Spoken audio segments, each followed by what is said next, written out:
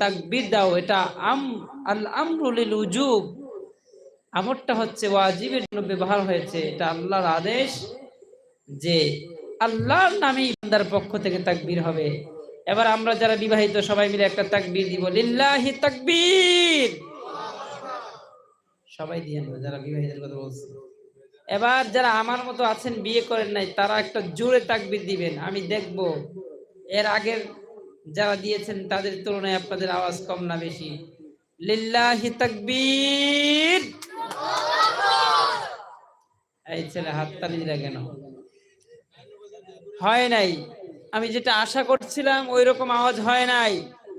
এবার সবাই মিলে একটা তাকবীর দিন, লিল্লাহি তাকবীর। মাশাআল্লাহ। এখানে অসংখ্য অগণিত ইউটিউবার ভাই এসেছেন, আমি ইনশাআল্লাহ সবার জন্যই কিছু কিছু বলে যাব, সবাই যেন এখান থেকে ভালো কিছু নিয়ে ফিরতে পারে ওই রকম কিছুই বলে যাব ইনশাআল্লাহ। বয়ান শুরু করার আগে আরেকটা ওয়াদা নিতে চান, সবাই দুইটা হাতকে উঁচু করেন, হাত উঠান, হাতগুলোকে এইভাবে লাগাতেন। এটার মানে হচ্ছে, হ্যাঁ নামান, এটার মানে হচ্ছে হুজুর আপনি যতক্ষণ আলোচনা করবেন আমরা কেউ উঠবো, কথা বলে না, আমরা কেউ উঠবো,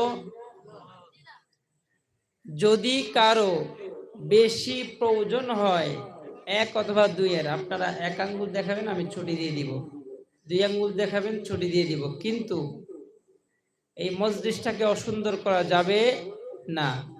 এটা জান্নাতি মজলিস, এতে কি কারো কোনো সন্দেহ আছে? কথা বলেন, আছে? কথা বলতে হবে। আমরা বাংলাদেশিরা, আপনারা যদি রেসপন্স না করেন, আপনারা যদি আমার সাথে কথা না বলেন, আমাদের কথা আসবে না। এই জন্য আমার সাথে কথা বলতে পারবেন তো ইনশাআল্লাহ? শুনলে অবাক হয়ে যাবেন বাবারা, একদম অবাক হয়ে যাবেন। আমি গতকাল রাতে আমার প্রোগ্রাম ছিল মুর্শিদাবাদে। কোথায়? আমি শুনেছেন আপনারা? ভারতের মুর্শিদাবাদ, পশ্চিমবঙ্গের রাজধানী, যেটা কলকাতা থেকে 250 কিলোমিটার দূর। ওখানে এক বিশাল বড় প্রোগ্রাম। এখানে আপনারা কতজন মানুষ আছেন? ওখানে কয়েক হাজার মানুষ হয়েছিল। ওই মাদ্রাসার প্রোগ্রাম শেষ করে খাওয়া দাওয়া করে রাত 11টা ট্রেনে করে কলকাতা এয়ারপোর্টে এসেছি। ফজরে নামাজ পড়ে হালকা নাস্তা পানি করে ফ্লাইটের টিকিট কেটেছি 8টা 40-এ। তাও আপনাদের শিলচরের ফ্লাইট চলে এসেছে, ওটা আমি পাই নাই। ইমার্জেন্সি আগরতলার একটা ফ্লাইট ছিল ভাড়া, যেখানে আগরতলার ভাড়া হচ্ছে 3000 3500 সামথিং, ওখানে ইমার্জেন্সি টিকিট কাটার কারণে ভাড়া হয়েছে 8500 টাকা। এটা সর্বনিম্ন প্রাইস ছিল। আর বাকি যেই ফ্লাইটগুলো ছিল ওগুলোর ভাড়া বেশি ছিল, 9000 10,000 ছিল। তো সেই 8টা 40-এর ফ্লাইট ধরে 10টায় নেমেছি আগরতলায়। ওখান থেকে 11টা ট্রেন ধরে 4:30টায় করিমগঞ্জ, ওখান থেকে লাইনের গাড়িতে করে আপনাদের হাইলাকান্দি, ওখান থেকে এসে খাইতে বসছি। 24 ঘন্টা রানিং করে খাইতে বসছি। এতেই মেসেজ, হুজুর তাড়াতাড়ি চলেন, আমাদের দিকের মানুষ এত দেরিতে ওয়াজ শোনে না। আমি জানতাম না বাবারা, আপনারা, আমি জানতাম যে সর্বনিম্ন 12টা পর্যন্ত ওয়াজ হবে। আমি যাব, একটু রেস্ট নিব, বাস 10টা থেকে আলোচনা শুরু করব। 2 ঘন্টা মনের মতো আলোচনা করে আপনাদেরকে বিদায় দিব। তো যাই হোক, আজকে যদি 10টা থেকে 11টা হয়ে যায়, আমি বাংলাদেশের মেহমান, সুদূর 2000 কিলোমিটার পথ পাড়ি দিয়ে এখানে আসতে পেরেছি। আর আপনারা এখান থেকে 2 মিনিট 4 মিনিট 5 মিনিট হেঁটে এসেছেন। আপনারা আমার সাথে 1 ঘন্টা থাকতে পারবেন তো ইনশাআল্লাহ? কারা কারা চলে যাবেন দুটো হাত উঠান তো। থাকবেন ইনশাআল্লাহ? আরেকটা ওয়াদা, এবার 2টা হাত উঠান। আমি যদি আপনাদের কাছে এই মাদ্রাসার জন্য কিছু চাই, দিতে পারবেন তো ইনশাআল্লাহ? দিতে পারবেন তো ইনশাআল্লাহ? সবাই বলেন না, সবাই বলেন দিব ইনশাআল্লাহ, বলেন। হ্যাঁ, এবার কে কত দিবেন আমি চাইবো না, এটা আপনারা নিজের থেকে দিবেন ইনশাআল্লাহ। এবার আসুন কোরআনের আলোচনা। এখন বাজে সম্ভবত 9:30। তো ইনশাআল্লাহ আমি আপনাদেরকে সাথে নিয়ে কোরআনে হাকিম এবং রাসূলের সুন্নাহ থেকে ১.৫ ঘন্টা আলোচনা করব ১১টা পর্যন্ত। এর মধ্যে ইনশাআল্লাহ আমলের কিছু শিখব, মাদ্রাসার জন্য আমরা কিছু করে যাব এবং ইউটিউবার ভাইদের জন্য আমি ইনশাআল্লাহ আলোচনার মাঝে মাঝে আমার বন্ধু জুবায়ের আহমদ তাশরিফের মতো ইউটিউবার ভাইদের জন্য আমি ইনশাআল্লাহ বিশেষ কিছু উপহার রেখে দিয়ে যাব ইনশাআল্লাহ। ইন্নাল হামদালিল্লাহ ইন্নাল হামদালিল্লাহিল আকরামিল্লাযী আল্লামাহু মিনাল বায়ানি ওয়া কাররাম। نشهد أن لا إله إلا الله وحده لا شريك له لا ضد له ولا ند له ولا مثل له ولا مثيل له ونشهد أن سيدنا وسندنا وحبيبنا وحبيب ربنا وطبيبنا وطبيب قلوبنا ومولانا محمدا عبد الله ورسوله. أما بعد فأعوذ بالله من الشيطان الرجيم. بسم الله الرحمن الرحيم. وسارعوا إلى مغفرة من ربكم وجنة عرضها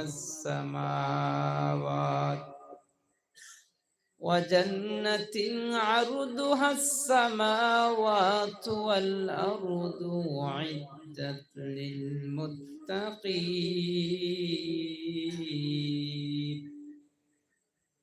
وقال سبحانه وتعالى في حديث القدسي: أعددت لعبادي الصالحين ما لا عين رأت ولا أذن سمعت ولا خطر على قلب بشر. صدقت يا رب العالمين. سبحانك لا علم لنا إلا ما علمتنا إنك أنت العليم الحكيم. رب اشرح لي صدري ويسر لي أمري واحلل عقدة من لساني يفقه قولي. وقال سبحانه وتعالى في شان حبيبه ومحبوبه آمرا ومخبرا: إن الله وملائكته يصلون على النبي يا أيها الذين آمنوا صلوا عليه وسلموا تسليما. নবীজিকে আমরা সবাই মহব্বত করি কি করি না?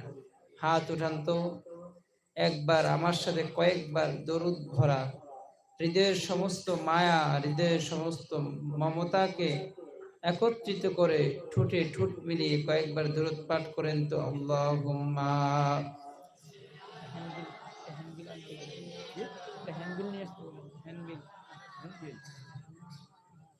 وعلى آل سيدنا مولانا محمد. পোস্টার তাই সামনে দেখতাম। আইরে সবাই হাইলাকান্দিবাসী, নবীর প্রেমে ছুটে আই, রোজ হাসরে বিলাবেন কাউসার, দিনের নবী মুস্তাফা। আল্লাহুম্মা পড়েন সাইয়্যিদিনা মাদ্রাসা হেনবিল মাদ্রাসা পোস্টার হয়েছে না ওটা, মাওলানা মুহাম্মদ ওয়া আলা আলি সাইয়্যিদিনা মাওলানা মুহাম্মদ। জীবনে কখনো তুমি মিথ্যে বলনি হে রাসূল,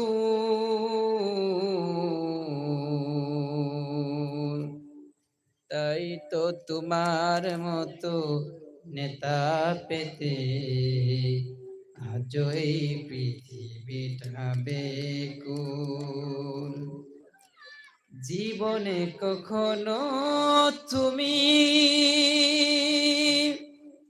মিথ্যে বলনি হে রাসূল, তাই তো তোমার মতো নেতা পেতে আজ এই পৃথিবীটা বেকুল। রাসূল তুমি যে আমার হৃদয় বাগের বুলবুল। আল্লাহুম্মা সাইয়্যিদিনা মাওলানা মুহাম্মদ ওয়া আলা আলি সাইয়্যিদিনা মাওলানা মুহাম্মদ।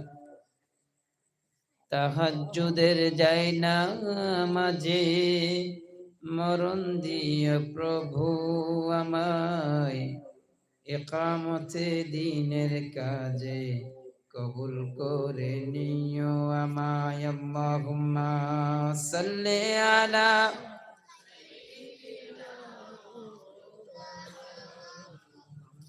وعلى آل سيدنا مولانا محمد। اللهم صل وسلم على نبينا محمد। আলহামদুলিল্লাহ, ভারতবর্ষের আসাম স্টেটের সুনাম বিখ্যাত এরিয়া বরাক বিলের অন্তর্গত হাইলাকান্দি জেলার অন্তর্গত দিনাজপুর হুসাইনিয়া বানাত মাদ্রাসার উদ্যোগে আয়োজিত পঞ্চম বাৎসরিক ওয়াজ মাহফিলের উপস্থিত আছেন মহতী মাহফিলের সম্মানিত সভাপতি সাহেব, ডানে বামে উপস্থিত অত্র এলাকা সহ দূরদূরান্ত থেকে আগত জাতির মাথার মুকুট হযরতে উলামায়ে কেরাম আমার সামনে উপবিষ্ট আছেন। অত্র এলাকা সহ দূরদূরান্ত থেকে আগত আল্লাহ পাকের কনিষ্ঠ কোরআন প্রিয় সুন্নাহ প্রিয় বান্দাগণ, স্নেহের ছোট ভাই যুবক বন্ধুগণ, পর্দার আড়াল থেকে শুনছেন অত্যন্ত শ্রদ্ধেয় সম্মানিত আমার মা বোনেরা, শুকর আদায় করছি সে মহান রব্বুল আলামিনের, যে মহান রব্বুল আলামিন দীর্ঘ 2000 কিলোমিটার পথ পাড়ি দিয়ে কোরআনের এই মাহফিলে আমাকে কিছু কথা বলার, আপনাদেরকে শুনবার মতো সুযোগ করে দিয়েছেন। এই জন্য আমরা পড়ছি আলহামদুলিল্লাহ। লক্ষ কোটি দরুদ ও সালাম পেশ করছি মানবতার মুক্তির একমাত্র দূত, ইহকাল ও পরকালের একমাত্র মুক্তির কাণ্ডারি আমার আপনার নবী মুহাম্মাদুর রাসূলুল্লাহ। সকলেই পড়ি সাল্লাল্লাহু আলাইহি ওয়াসাল্লামের রওজে আতহারের সেই সবুজ গম্বুজের নিচে। ধন্যবাদ জানাচ্ছি মাদ্রাসার সম্মানিত পরিচালক সাহেব, নাম যেন কি? মুজিবুর রহমান ভাই, যিনি আমার পিছনে শ্রম দিয়েছেন, যিনি আমার সাথে সার্বক্ষণিক যোগাযোগ রেখেছেন। মুজিবুর রহমান ভাই কোথায়? আজিজুর রহমান, আমার প্রিয় ভাই আজিজুর রহমান সাহেব। ভাই কোথায় আছেন আপনি? একটু স্টেজে আসুন। আমার প্রিয় ভাই আজিজুর রহমান সাহেব আমার সাথে সার্বক্ষণিক যোগাযোগ স্থাপন করেছেন। ধন্যবাদ জানাচ্ছি মাদ্রাসা কমিটির সবাইকে, যাদের অক্লান্ত পরিশ্রম চেষ্টার বিনিময় এখানে আজ আমরা একটি জান্নাতের বাগান উপহার পেলাম। আমার সামনে আরো আছেন অত্র এলাকা সহ দূর দূরান্ত থেকে আগত তামাম দুনিয়ায় সমানভাবে ইসলামের বাণী প্রচার করার দাবিদার আমার মিডিয়ার প্রিয় ভাইয়েরা। আপনাদেরকে আমি বাংলাদেশি আলেম হিসাবে দিন প্রচারে অংশীদার হওয়ার কারণে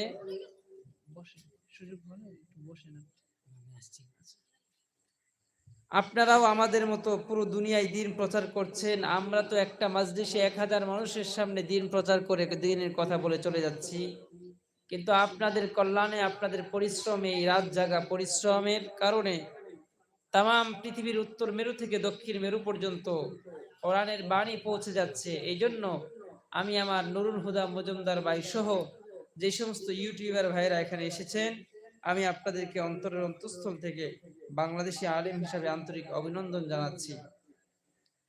আমরা কোরআনে কারিমের সূরা আলে ইমরানের 133 নম্বর আয়াত তিলাওয়াত করেছি। এই আয়াত থেকে শিক্ষণীয় কিছু মেসেজ নিয়ে আমরা বিদায় হব ইনশাআল্লাহ। কোরআনে আল্লাহ তাআলা 500 আয়াতে জান্নাতের বয়ান করেছেন আর 500 আয়াতে আল্লাহ জাহান্নামের বয়ান করেছেন। তো আল্লাহ রব্বুল আলামিন চান পৃথিবীর প্রত্যেক বান্দা জান্নাতে চলে যাক। এ কারণে বান্দা যে গুনাহ করছে, এই গুনাহ নিয়ে তো জান্নাতে যাওয়া যাবে না, কারণ গুনাহ হচ্ছে নাপাক আর জান্নাত হচ্ছে পাক পবিত্র। এই জন্য আল্লাহ তাআলা কোরআনে বারবার বান্দাদেরকে তাওবার দিকে ডাকছে। আপনাদেরকে চা খাওয়ানো হচ্ছে, আপনারা কিন্তু আমার সাথে রেসপন্স করবেন, কথা বলবেন ইনশাআল্লাহ। এই জন্যই আপনাদেরকে খাওয়ানো হচ্ছে। তো আমি বলছিলাম আল্লাহ কোরআনে যতবার আয়াত নাজিল করেছে, যে আয়াতে আযাবের কথা বলেছেন ওই আয়াতের আগে একবার দয়ার কথা, পরে একবার ক্ষমার ঘোষণা করেছেন। পড়ি সুবহানাল্লাহ সুবহানাল্লাহ। আমার তিলাওয়াতকৃত আয়াতের মধ্যে আল্লাহ বলেন ওয়াসারিউ, তোমরা দৌড়াও, ইলা মাগফিরাতিম মির রাব্বিকুম, তোমাদের রবের ক্ষমার দিকে, আল্লাহর ক্ষমার দিকে। কেন? বান্দার জীবনে কোনো নেক আমল নাই, গুনাহে ভরপুর। এই বান্দা যদি আল্লাহর ক্ষমা পেয়ে যায়, তার জান্নাতে যাওয়াকে ঠেকাতে পারে পৃথিবীতে এমন কোন শক্তি আছে নাকি? নাই। আবার বান্দার জীবনে আমলের অভাব নাই, গুনাহ একটাও নাই, কিন্তু আল্লাহর ক্ষমা নাই, আল্লাহর দয়া তার উপরে নাই। এই ব্যক্তি জান্নাতে যেতে পারবে বলেন? অতএব বোঝা গেল জান্নাতে যাওয়ার জন্য আল্লাহর ক্ষমার দরকার আছে না নাই? এজন্য আল্লাহ বলেন ওয়াসারিউ ইলা মাগফিরাতিম মির রাব্বিকুম ওয়া জান্নাতিন আরদুহাস সামাওয়াতু ওয়াল আরদ আরদুহাস সামাওয়াতু ওয়াল আরদু উইদ্দাত লিল মুত্তাকিন। আল্লাহু আকবার, আল্লাহু আকবার। আল্লাহ রাব্বুল আলামিন ডাক দিয়ে বলেন ওয়াসারিউ ইলা মাগফিরাতিম মির রাব্বিকুম। এই দুনিয়ার বান্দা বান্দিরা ভালো করে শুনে নাও। ওয়াসারিউ, তোমরা দৌড়াও, শুধু দৌড়াও না, দ্রুত গতিতে দৌড়াও, ইলা মাগফিরাতিম মির রাব্বিকুম, তোমার রবের ক্ষমার দিকে। পড়ি সুবহানাল্লাহ। এরপরে আমার আল্লাহ ডাক দিয়া কয় ওয়া জান্নাতিন, এমন এক জান্নাতের দিকে দৌড়াও যে জান্নাতের প্রশস্ততা হচ্ছে জমিন থেকে নিয়ে আল্লাহর আসমান পর্যন্ত। সুবহানাল্লাহ। এই ইউটিউবার ভাইদেরকে আগে চায়ের ব্যবস্থা করো, সব ইউটিউবার ভাইদেরকে চায়ের ব্যবস্থা করো। তাহলে আল্লাহ বুঝাইতে চাইলেন দুনিয়ার মানুষ শোনো, জীবনে যত অন্যায় আর অপরাধ করেছ, এ হাইলা কান্দির আমার বান্দা বান্দিরা, আল্লাহ ডাক দিয়া আপনাদেরকে বলতেছেন, ও হাইলাকান্দির বান্দা বান্দিরা, এ বরাক বেলের আমার বান্দা বান্দির দল, তোমরা যারা গুনাহ করেছো, ওয়াসারিউ ইলা মাগফিরাতিম মির রাব্বিকুম, আমি রবের ক্ষমার দিকে দৌড়াও, আমি রবের কাছে ক্ষমা চাও। যদি ক্ষমা চাইতে পারো, আমি আল্লাহর কাছে যদি মাফ চাইতে পারো, এ দুনিয়ার বান্দা বান্দির দল, আমি আল্লাহ তোদেরকে এমন একটা জান্নাতের মালিক বানায় দিব, ওয়া জান্নাতিন, এমন জান্নাত আমি আল্লাহ তোদেরকে দান করব, আরদুহাস সামাওয়াতু ওয়াল আরদু উইদ্দাত লিল মুত্তাকিন, যেই জান্নাতটাকে আমি আল্লাহ তাআলা আমার ইমানদার বান্দা বান্দীদের জন্য বানিয়েছি। আওয়াজ বেশি হয়ে গেছে, নরমাল করে, সিম্পল করে। তার মানে বোঝা গেল আমাদের আসল বাড়ি কোথায়? কথা বলে না, কথা বলতে হবে আমার সাথে। আমরা বাংলাদেশি তো, রেসপন্স না করলে কথা আসবে না। আমাদের আসল বাড়ি কোথায়? জান্নাত কোথায়? এবার তো আপনারা 2 টাকা দামের চা খাচ্ছেন, আল্লাহ জান্নাতে কি খাওয়াবেন জানার দরকার আছে না নাই? আসেনি? সকালে আপনারা নাস্তা করেন কি দিয়া? বলেন তো কি খান নাস্তা? চা, চা রুটি না? আমাদের বাংলাদেশে, আমরা চট্টগ্রামের মানুষ তো, আমরা খাই চা পরোটা, তেলে ভাজা একটা পরোটা আছে। কিন্তু আমার আল্লাহ আমাদেরকে জান্নাতে কি নাস্তা করাবেন শোনার দরকার আছে না নাই? শুনলেই তো মনে চাইবে যে আমি যেন ওই জান্নাতের মেহমান হতে পারি, আর না শুনলে তো আগ্রহ জাগবে না। এই জন্য জানতে হবে, ঠিক কিনা? জানলেই তো কেবলমাত্র আগ্রহ তৈরি হবে। এবার আমি আপনাদেরকে জান্নাতের বর্ণনা শোনাবো। এর আগে এর আগে আপনাদের থেকে আবার আমি আরেকটা ওয়াদা নিব, ওই জান্নাতে কারা কারা যেতে চান দুটো হাত তুলে আল্লাহকে দেখায় দেন। ওই জান্নাতে যাওয়ার জন্য যদি আমি কোনো দাবি করি আপনাদের কাছে, সেটা খরচ করতে পারবেন তো ইনশাআল্লাহ? দুনিয়ার সব কিছু কিনতে হয়, জান্নাতটাও কিনতে হবে। কি বলেন, জান্নাত মাগনা দিয়ে দিবে নাকি? মাগনা দিয়ে দিবে না। আল্লাহ কোরআনে নিজেই বলছেন, আল্লাহ বলেন, আমি আল্লাহ দুনিয়ার মুমিনদের জান্নাত কিনে নিলাম, বিনিময়ে আমি আল্লাহ মুমিনদের আমার জান্নাতটা লিপিবদ্ধ করে উইল করে দিয়ে দিলাম। এখানে আল্লাহ 2টা জিনিস চাইছে। আল্লাহ বলেন, মুমিনের জান্নাত আমি আল্লাহ কিনে নিলাম, মানে হচ্ছে আল্লাহ আমাদের কাছে জান্নাত বিক্রি করেছেন, আর আমাদের থেকে নিয়েছেন আমাদের জান আর আমাদের মাল। মানে হচ্ছে আপনাদের ও হাইলাকান্দির দিননাথপুর মুসলমান, দিননাথপুর এলাকার মুসলমান, আল্লাহর জন্য নিজের জানও দিতে হবে, শরীরের ঘাম ঝরাতে হবে, রক্ত ব্যয় করতে হবে, 5 ওয়াক্ত নামাজ শ্রম দিয়ে পরিশ্রম করে পড়তে হবে। আবার আল্লাহর দ্বীনের জন্য কোরআনের মাদ্রাসায়, আল্লাহর দ্বীনের জন্য, দ্বীনের খেদমতের জন্য, প্রোগ্রামের জন্য টাকা পয়সাও দিতে হবে। হবে কি হবে না? যারা বলেন নাই তারা কি দিবেন না মনে হয়? এবার শুনেন, জান্নাত আমাদের আসল বাড়ি জান্নাত, তো জান্নাতের বয়ান আপনাদেরকে শোনাই। আল্লাহ বলেন, জান্নাতের ফ্লোর থেকে জান্নাতের ছাদ পর্যন্ত 500 বছরের রাস্তা পড়ে। সুবহানাল্লাহ। এই আপনাদের মনোযোগ দেখতে পারতেছি না তো, আমি গজল শোনাবো ইনশাল্লাহ মাঝে মধ্যে। আমার ইউটিউবার ভাইরা অনেক কষ্ট করে আসছে, আমি ওনাদের জন্য উপহার দিয়ে যাব, আপনাদেরকেও আমি শোনাবো ইনশাআল্লাহ। আমি বাংলাদেশের ফেমাস কয়েকটা সঙ্গীত শিল্পী গ্রুপ আছে, সঙ্গীত, ইসলামী সঙ্গীত পরিবেশনার গ্রুপ আছে। আমি আর একটা আমার জেলার প্রধান ছিলাম। তো প্রিয় ভাইয়ের, আমার বন্ধু হচ্ছে জুবাইর আহমদ তাসিফ। পুরো দুনিয়ায় যে শিল্পীটা সবচেয়ে বেশি ভাইরাল, সে আপনাদের এদিকে আসে, কালাইন শিলচরের দিকে আসে। এই জন্য আপনাদের মনোযোগের প্রতি খেয়াল রেখে আপনারা যত মনোযোগী হবেন, আমি তত সুন্দর আলোচনা শোনাবো ইনশাআল্লাহ। বলছিলাম আল্লাহ বলেন আমাদের আসল বাড়ি হচ্ছে জান্নাত। কেমন জান্নাত দিবেন? যেই জান্নাতের নিচ থেকে জান্নাতের ছাদ হবে 500 বছরের রাস্তা। সুবহানাল্লাহ। এবার আসেন জান্নাতের ইট গুলো আল্লাহ কি দিয়ে বানাবেন? দুনিয়ার ইট গুলো হয় পোড়া মাটি। ইকো বেশি হয়েছে, ইকো কমান।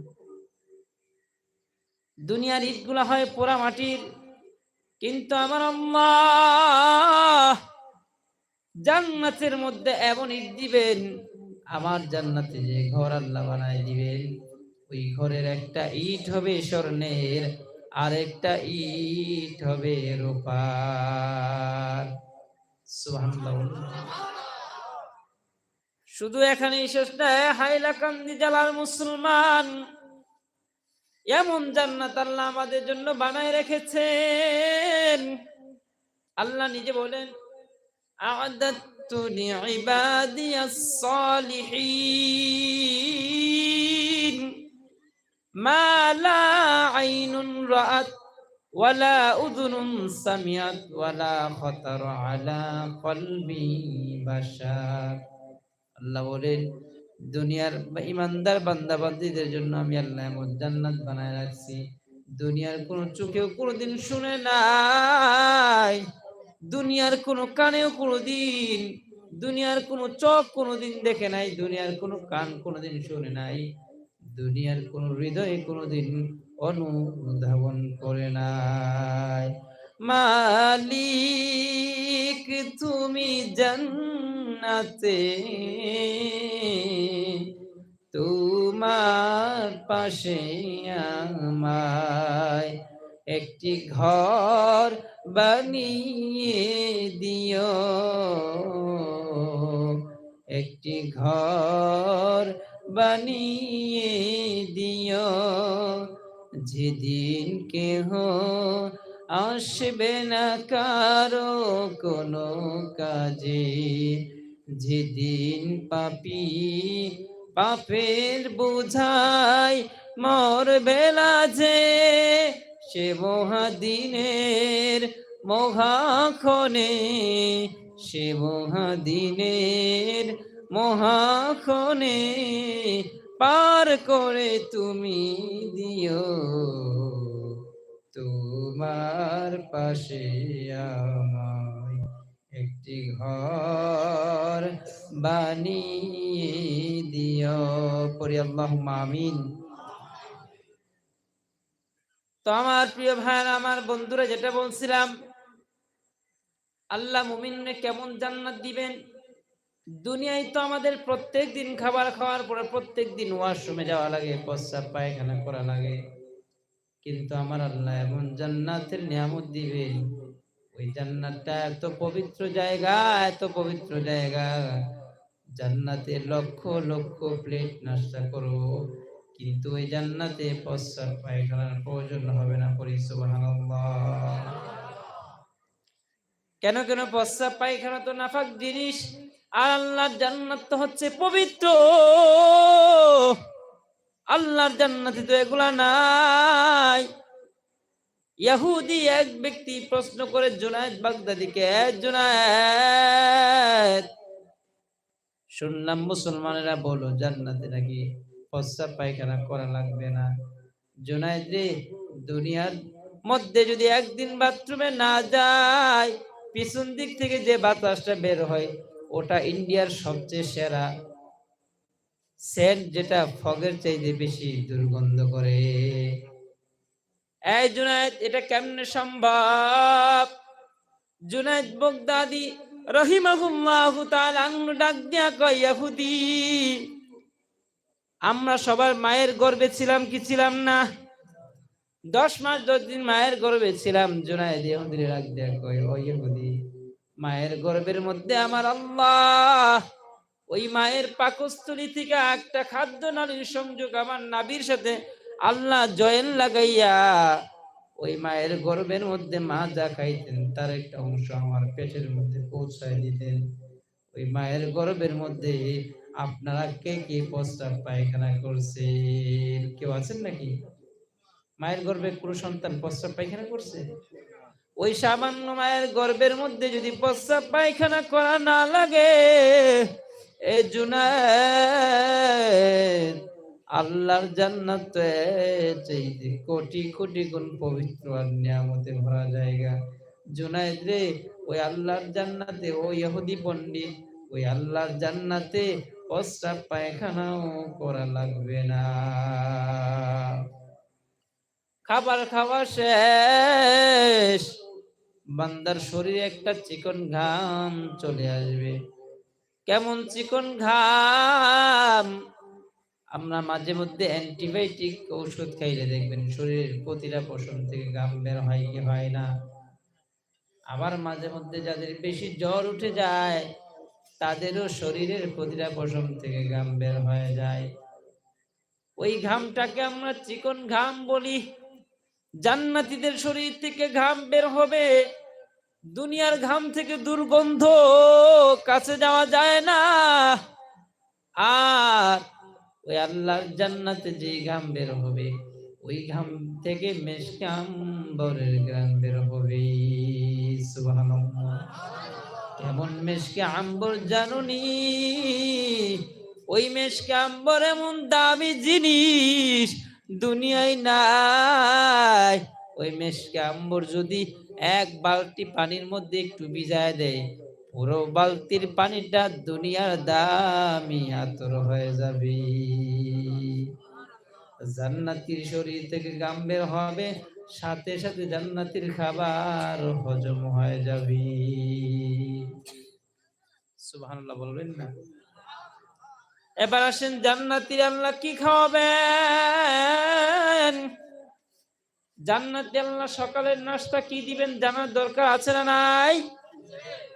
আল্লাহ জান্নাতীদেরকে জান্নাতে দেওয়ার পর আমার আল্লাহ মাছের কলিজা ভুনা দিয়া জান্নাতীদেরকে প্রথম নাস্তা করাবে। কেমন মাছের কলিজা কল্পনাও করা যায় না। আল্লাহর তৈরি মাছ কেমন মাছের কলিজা দিবে এটা আমার আল্লাহই ভালো জানে। তবে হাদিস প্রমাণ করে সকালের নাস্তা আল্লাহ কি দিয়া করাবেন আসলে আমরা জানি। দুনিয়ায় তো নিজেই চলা যায় না। দুনিয়ায় অনেক মানুষ এমন আছে যারা বিয়ে করে না, বউরে কি খাওয়াবে, কি কামাই করে খাওয়াবে। এই জন্য অনেক পুরুষ আছে যারা বিয়েই করে না। কিন্তু জান্নাতে আমার আল্লাহ ডাক দিয়া বলে, জান্নাতে আমার আল্লাহ একটা মুমিন নারী পুরুষের সাথে আমার আল্লাহ ৭০,০০০ খাদেম দিবি। খাদেম মানে বুঝেননি? বুঝেন? মুনি, মুনি আঞ্চলিক ভাষায় কি বলে আমি জানি না। ওই ৭০,০০০ খাদেম, কেউ জান্নাতীর মাথায় তেল দিবে, কেউ পা টিপে দিবে। জান্নাতীর এক এক জায়গায় এক একজন খেদমত করবে। কেউ বা বাতাস করবে, কেউ বা অন্য খেদমত করবে। ওই ৭০,০০০ খাদেম। এবার আপনার আমার সাথে জবাব দেন, মানুষের হাত কয়টা? দুইটা। ৭০,০০০ খাদেমের ৭০ দোকানে ১,৪০,০০০ হাত হবে। সকালবেলা আমার আল্লাহ তাআলা জান্নাতের নাস্তা পাঠাবেন। ওই ৭০,০০০ খাদেম ১,৪০,০০০ নাস্তার প্লেট নিয়ে জান্নাতের সামনে হাজির হয়ে যাবে।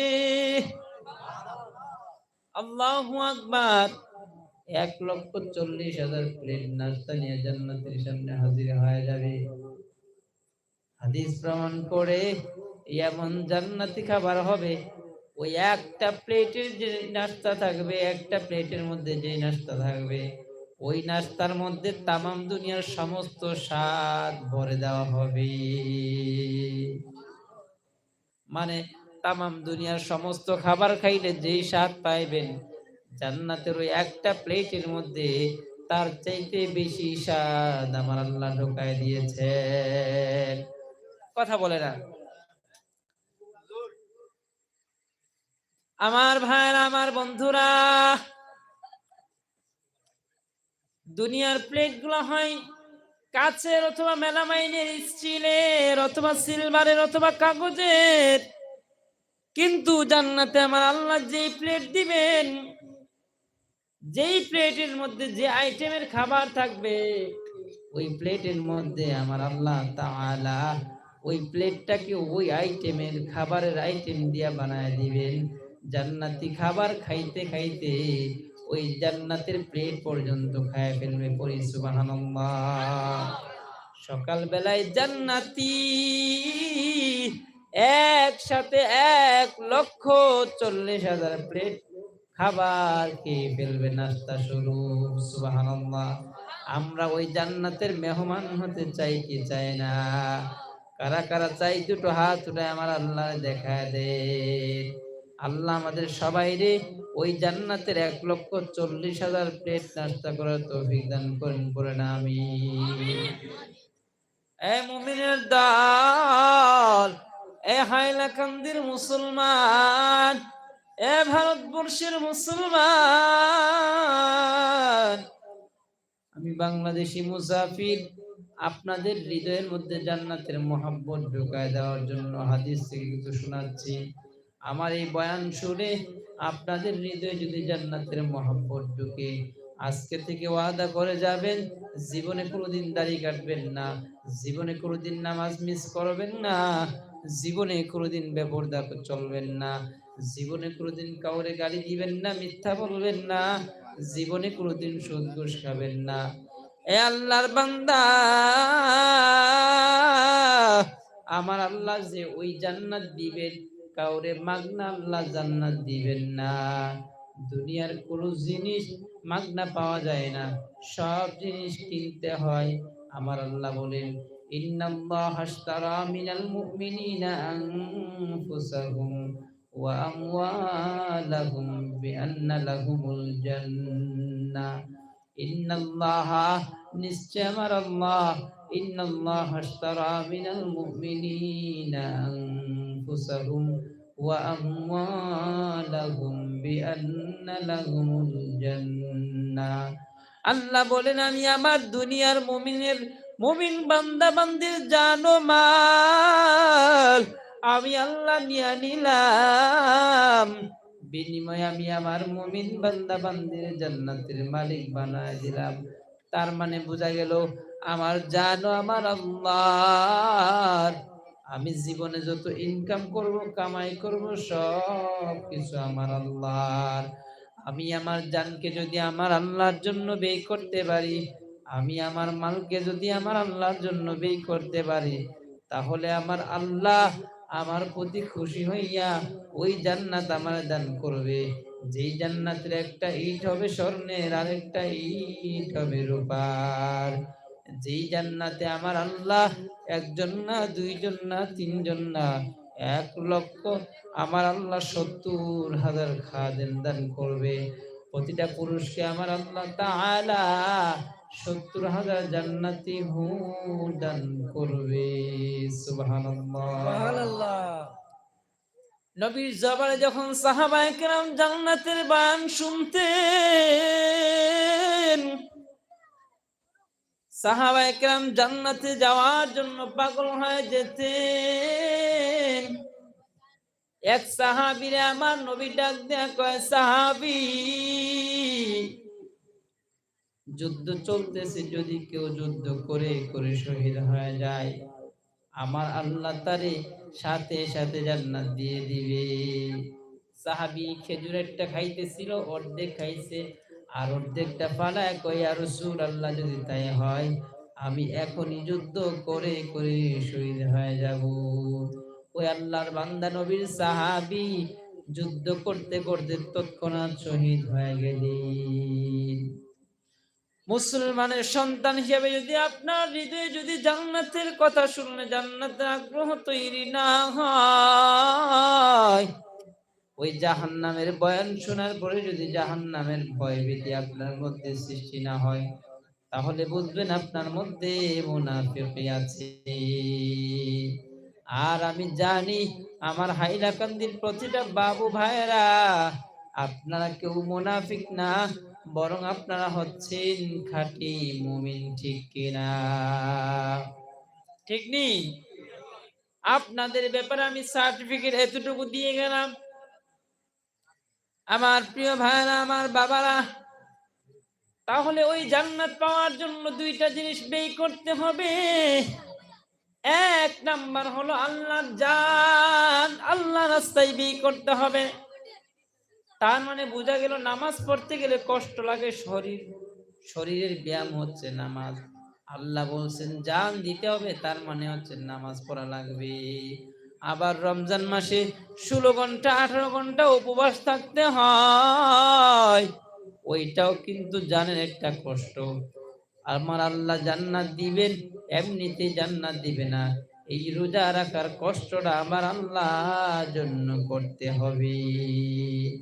আর মালের বিষয়ে, মালের ব্যাপারে আল্লাহ যে মাল চেয়ে নিয়ে মাল কিনে নিয়েছেন, মাল আল্লাহ তাআলা আমাদের কাছে আমানত দিয়েছেন, মানে হচ্ছে আল্লাহর দেওয়া আমানত আমি আমার ইচ্ছা মতো ব্যয় করলে চলবে না। আমার আল্লাহ যেই পথে বলেছেন ওই পথে আমাকে ব্যয় করতে হবে। আমার আল্লাহ যেই পথে আমার নিষেধ করেছেন ওই পথে মাল ব্যয় করা যাবে না, যাবে না। আপনারা কি আমার প্রতি রেগে আছেন নাকি বিরক্ত হচ্ছেন? তাহলে অনেকে উঠে চলে যাচ্ছেন কেন? কোরআনের কথা ভালো লাগে না? দ্বীনের কথা বলতেছি ভালো লাগে না? বাবারা, এমন একটা সময় আসবে ওই দিন আফসোস করে ওই সময়টা, এই সময়টা পাবেন না। নবী বলেন জান্নাতীরাও আফসোস করবে, জাহান্নামীরাও আফসোস করবে। ফের সাহাবায়ে কেরাম জিজ্ঞেস করেন ইয়া রাসূলুল্লাহ, ইয়া হাবিবাল্লাহ,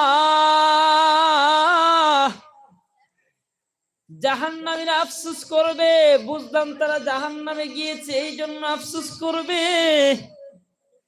কিন্তু জান্নাতীরা কেন আফসোস করবে, এটার কারণ কি? আমার নবী ডাক দিয়া কয়, ও সাহাবায়ে কেরামের দল, শোনো শোনো, জান্নাতীরা এই জন্য আফসোস করবে, তারা ভাববে আমরা যদি আল্লাহর ইবাদত আর একটু বাড়ায় করতাম, নামাজ যদি 2 রাকাত বেশি করে করতাম, রোজা যদি আর একটা বেশি পড়তাম, তাহলেই তো এর চাইতে ভালো জান্নাত পেয়ে যাইতাম। 10 তলা বিল্ডিং, জান্নাতের 10 তলা বিল্ডিং এর মালিক বলবে হায়, আমি যদি আরেকটু বেশি করে আল্লাহর ইবাদত করতে পারতাম তাহলে আরেকটা বড় জান্নাত পেয়ে যেতাম। আর জাহান্নামের আফসোস করে পড়ে চোখ দিয়ে পানি শেষ হয়ে রক্ত বের হতে থাকবে। জাহান্নামের আফসোস করবে, সেদিন 9টা আফসোস করবে। 9টা আফসোসের 1 নাম্বার আফসোস হবে ইয়া লাইতানি কুনতু তুরাবা। ওরা আফসোস করে করে বলবে ইয়া লাইতানি, হায় আমার আফসোস, কুনতু তুরাবা, যদি আমি মাটি হয়ে যেতাম। এরপরে আফসোস করবে আমার আল্লাহ যদি আমলনামায় আমারে না দিতেন কতই না ভালো হতো। দুনিয়ার মধ্যে যখন কেউ পরীক্ষার মধ্যে ভালো রেজাল্ট করে, সে আল্লাহর বান্দা সবাইরে রেজাল্টটা দেখায় আর বলে দেখো দেখো আমার মার্ক কত ভালো এসেছে, আমি কত সুন্দর রেজাল্ট পেয়েছি, কত ভালো নাম্বার পেয়েছি। আর যার ভালো রেজাল্ট হয় নাই, ফেল, সে চুপে চাপে থাকে, কাউরে নাম্বারের কথা বলে না। আবার কোনো বন্ধু বললেও সে তার সাথে হাসে না, ঠাট্টা গুজব করে না, সে দূরে দূরে লুকায় লুকায় থাকে। ওই জাহান্নামীদেরকে যখন আল্লাহ বাম হাতে আমলনামা ধরায় দিবেন, জাহান্নামীরা আফসোস করে করে নিজের হাত কামড়ায় ফেলবে, আঙ্গুলগুলা খেয়ে ফেলবে। 9টা আফসোস করবে। 1 নাম্বার আফসোস করে বলবে যদি আজকে মাটি হয়ে যেতাম আমার তো জাহান্নামে যাওয়া লাগতো না, যদি আজকে আমার আমলনামা দেওয়াই না হতো কতই না ভালো হতো। এজন্য ওরা আফসোস করবে, কারণ জাহান্নামের আযাব বড় কঠিন। ওই জাহান্নামের আযাব সহ্য করার মতো দুনিয়ার কারো ক্ষমতা নাই। কেমন জাহান্নাম, কেমন জাহান্নাম, ওই জাহান্নামের একটু আগুন যদি দুনিয়ার সবচেয়ে উঁচু পর্বত বলেন হিমালয় এভারেস্টের উপরে রেখে দেওয়া হয়, ওই আগুনের উত্তাপে সেটা পুড়ে পুড়ে পাহাড় পুড়ে পুড়ে জাহান্নামের আগুন 7 জমিনের নিচে ওই জাহান্নামের মধ্যে গিয়ে পড়বে। নাউজুবিল্লাহ। আল্লাহ আমারে আর আপনার ওই জাহান্নাম থেকে হেফাজত করেন, পড়েন আমিন। এই জন্য দুনিয়ার পিছনে পাগল হয়ে চলবে না, পরকালের জন্য কিছু করা লাগবে কি লাগবে না? লাগবে নি? ও তুই এই দুনিয়ার মায়াই পড়ে, ও তুই এই দুনিয়ার মায়াই পড়ে করছ কত বাহানা, এই যে তোরা আসল বাড়ি, কবর যে তোরা আসল ঠিকানা, এই যে তোরা আসল বাড়ি, কবর যে তোরা আসল ঠিকানা। গজলটা আলাদা করে ক্লিপ করিয়ে, ও তুই এই দুনিয়ার মায়াই পড়ে করছ কত বাহানা, এই যে তোরা আসল বাড়ি, কবর যে তোরা আসল ঠিকানা, কবর যে তোরা আসল ঠিকানা। ভাই বেরাদর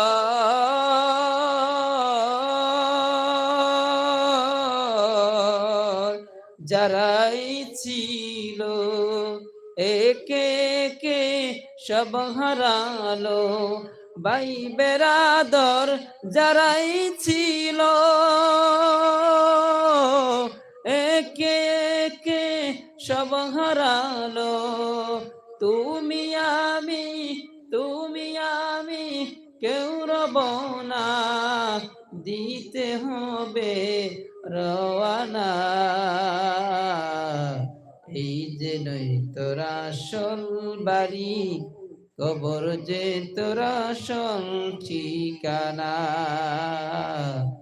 এই যে নই তোরা আসল বাড়ি, কবর যে তোরা আসল ঠিকানা। ও তুই আর কতদিন দিবি ফাঁকি, ও তুই আর কতদিন দিবি ফাঁকি, সময় বেশি নাই রে বাকি, ও তুই আর কতদিন দিবি ফাঁকি, সময় বেশি নাই যে বাকি, মরণ তোমায় লইবে ডাকি, মরণ তোমায় লইবে ডাকি, যতই করো বাহানা। সবাই বলেন, এই যে নই তোরা আসল বাড়ি, কবর যে তোরা আসল ঠিকানা, এই যে নই তোরা আসল বাড়ি, কবর যে তোরা আসল ঠিকানা। ঠিক কিনা? এই জন্যই কবরের ঘরের জন্য কিছু সামান তৈরি করার দরকার আছে না নাই? এবার আসুন, আজকের আলোচনার আরেকটা টপিক ছিল, আমি ওই টপিকের মধ্যে চলে যাচ্ছি। পৃথিবীতে দুইজন মানুষ, টপিকটা আলাদা করতে পারেন ইউটিউবার ভাইয়েরা, পৃথিবীতে দুইজন মানুষকে আল্লাহ সালাম দিয়েছেন, কোন সে দুইজন, তাদের পরিচয় জানার দরকার আছে কি নাই? এবং কেন আল্লাহ তাদেরকে সালাম জানিয়েছেন, তাদের এমন কি নেক আমল ছিল, এমন কি কাজ তারা করেছিল যে কাজের কারণে আমার আল্লাহ তাআলা তাদেরকে সালাম দিয়েছে। আল্লাহ তাআলা দুনিয়ায় যাদেরকে সালাম দিয়েছেন, ওই দুইজনের একজন হচ্ছে পুরুষ, আরেকজন হচ্ছে মহিলা। যেই পুরুষটাকে আমার আল্লাহ সালাম দিয়েছেন, ওই পুরুষটা হলেন আর কেউ না, রাসূলুল্লাহ আপন সাহাবী, আপন শ্বশুর, রাসূলুল্লাহর দুনিয়ার লাইনের সবচেয়ে সেরা বন্ধু, ওই সাহাবীর নাম হচ্ছে আবু বকর সিদ্দিক রাদিয়াল্লাহু তাআলা আনহু। সাহাবীর নাম কি? আবু বকর। নাম কি? আপনাদের কি আর মনে চাচ্ছে না ওয়াজ শুনতে? ভাল লাগতেছে না? বাংলাদেশের মানুষে সহজে পাইছেন তো? আমি এনে জানি আমার কত খবর হইছে। আমি শুধু হুজুরের মান রক্ষা করার জন্য চলে আসছি। আমার অবস্থা খুবই খারাপ, পরিস্থিতিটা অনেক খারাপ, আপনারা মনে হয় বুঝতে পারতেছেন। দুনিয়ার মধ্যে আল্লাহ দুইজনকে সালাম জানিয়েছেন। একজন হচ্ছেন পুরুষ, নাম হচ্ছে আবু বকর। কেন আল্লাহ তারে সালাম জানিয়েছেন? জানার দরকার আছে না নাই? তাহলে আমাদেরকে ওই কাজটা করতে হবে। আমরাও যদি ওই কাজটা করি, আল্লাহ আবারও আমাদেরকেও সালাম জানাতে পারেন কি পারেন না? আমার আল্লাহ তাআলা আবু বকরকে কেন সালাম জানিয়েছেন? আবু বকরকে আল্লাহ সালাম জানিয়েছেন কারণ হলো আবু বকর সবচাইতে বেশি দান করতেন। আবু বকর সব কাজে আমার নবীকে সবার আগে সাহায্য করতেন। নবীজি আমার কোরআন পাওয়ার পর, নবুয়তের দায়িত্ব পাওয়ার পর আবু বকরের সাথে নবীর আগে থেকেই চলাফেরা। আমার নবী আবু বকরকে ডাক দেয়া কই, আবু বকর আমার মনে একটা বিষয় আসতেছে, আমার সাথে একটা বিষয় ঘটে গিয়েছে, আমি সেই বিষয়টা তোমাকে জানাতে চাই। আবু বকর ডাক দেয়া কয়, নবী কি বিষয় বলেন না? বলে, ইয়া রাসূলুল্লাহ, ইয়া হাবিবাল্লাহ, বলেন। আমি তো আপনার বন্ধু আবু বকর। এবার আমার নবী আবু বকরকে ডাক দিয়া কয়, আবু বকর, ওই হেরা গুহায় জিবরাইল আমিনের মাধ্যমে আল্লাহ আমাকে রিসালাতের দায়িত্ব দিয়েছেন। আমার আল্লাহ আমাকে নবুয়তের দায়িত্ব দিয়েছেন। আবু বকর, আমি কার কাছে দাওয়াত পেশ করব? সবাই তো কোরআনের দাওয়াতের বিরোধী, সবাই তো অন্য কিছুর ইবাদত করে। আবার নবী যখন আবু বকরকে বলল, আবু বকর, আল্লাহ আমাকে রসুল বানিয়ে পাঠিয়েছেন, তুমি পড়ো আল্লাহ ছাড়া কোনো ইলাহ নাই, আর আমি মুহাম্মদ আল্লাহর রসুল। পড়ি সুবহানাল্লাহ। আমাদের রসুলের নাম কি? নাম কি? একসাথে বলেন, আমাদের রসুলের নাম কি? মুহাম্মাদুর রাসূলুল্লাহ সাল্লাল্লাহু।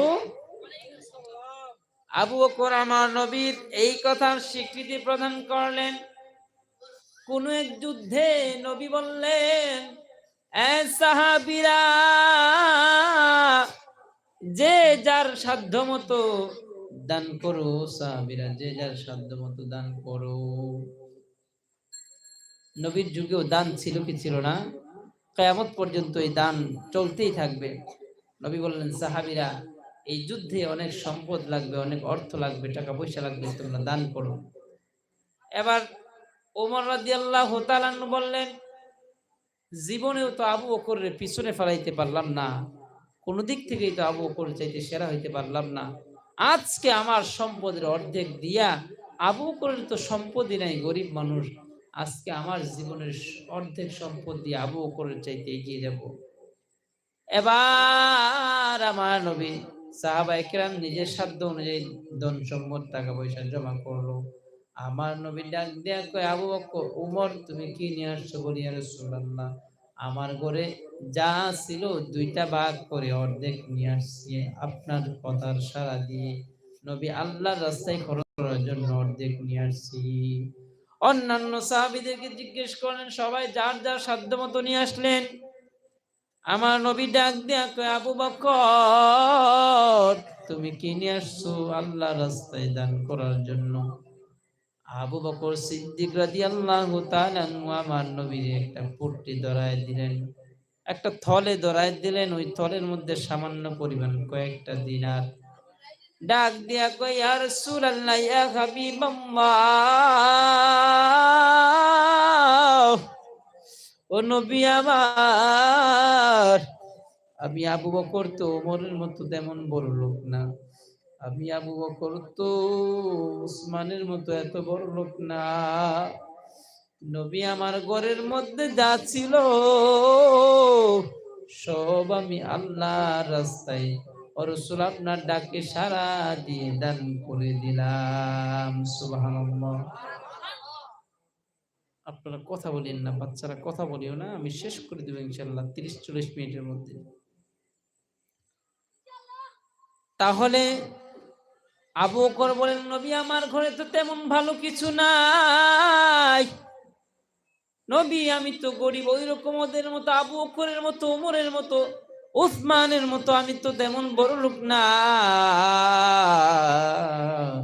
ইয়া রাসূলুল্লাহ ইয়া হাবিবাল্লাহ, নবী গো আমার তেমন সম্পদ নাই, তবে নবী আমার ঘরে যা ছিল সব নিয়ে আসছি, আমার পরনের জামাটা পর্যন্ত আমি দান করে দিছি। আর আবু বকরের পরনে একটা খেজুরের জামা ছিল। আমার নবী ওমরকে ডাক দিয়া কই, উমর আজকেও তুমি পারলা না, আবার আবু বকরের ঘরে যা ছিল সব নিয়ে আসছে, যদিও তোমার মতো সম্পদ নাই, আমার আবু বকর আজকেও তোমার চাইতে সেরা হয়ে গিয়েছে। পড়ি সুবহানাল্লাহ। আর আবু বকর চোখের পানি ছেড়ে দিয়া বলে, ইয়া রাসূলুল্লাহ ইয়া হাবিবাল্লাহ, ফিদাকা আবি ওয়া উম্মি ইয়া রাসূলুল্লাহ, আমার মা বাবা আপনার জন্য কুরবান।